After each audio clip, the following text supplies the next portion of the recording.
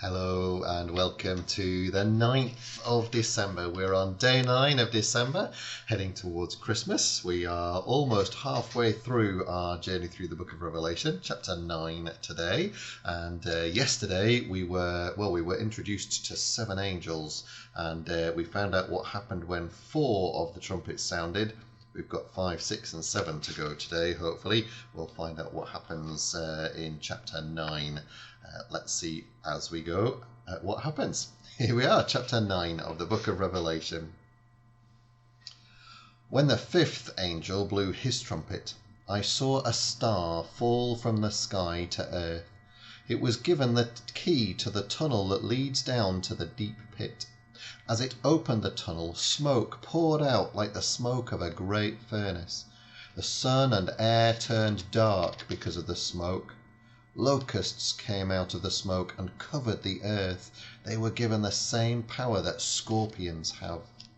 The locusts were not to harm the grass on the earth or any plant or any tree.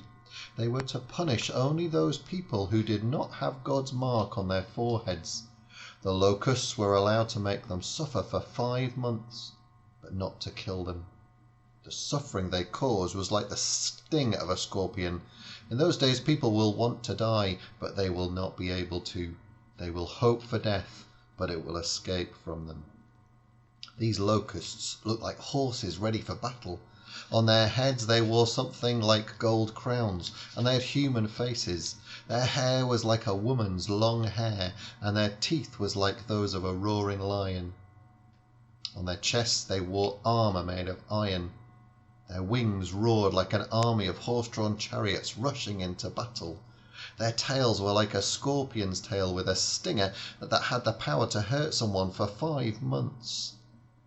Their king was the angel in charge of the deep pit. In Hebrew his name was Abaddon, and in Greek it was Apollyon.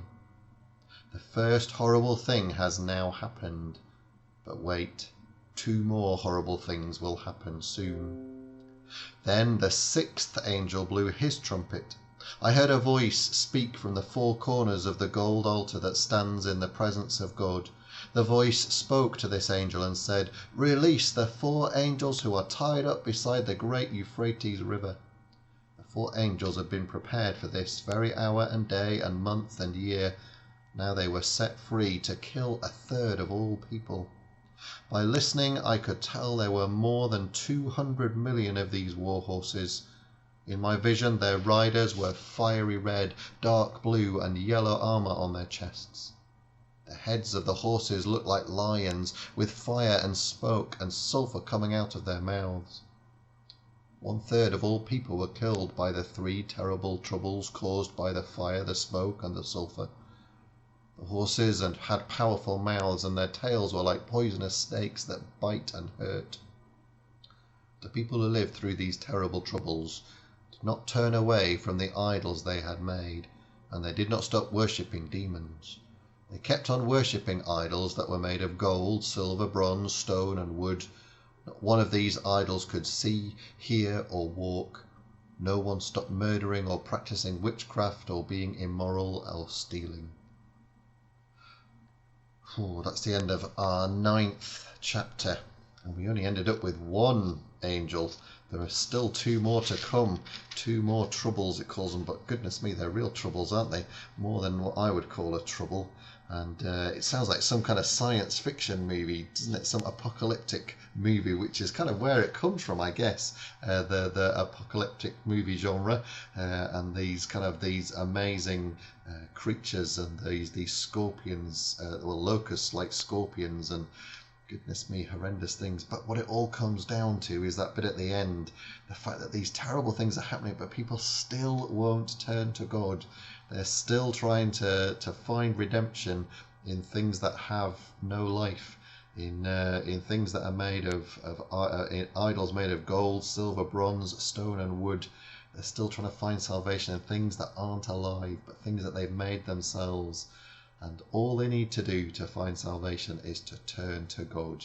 That's what he's trying to do. That's the whole story of the Bible, really, is God saying to people, turn to me and you will be saved. Turn to me and you'll be saved. But people people still try and rely on other things, and even in this bit at the very end of time, people are still trying to find redemption in things that have no life in them, things that they've made themselves, things that are just made of material things, and they're not turning to God, to the living God, when all these things are happening too.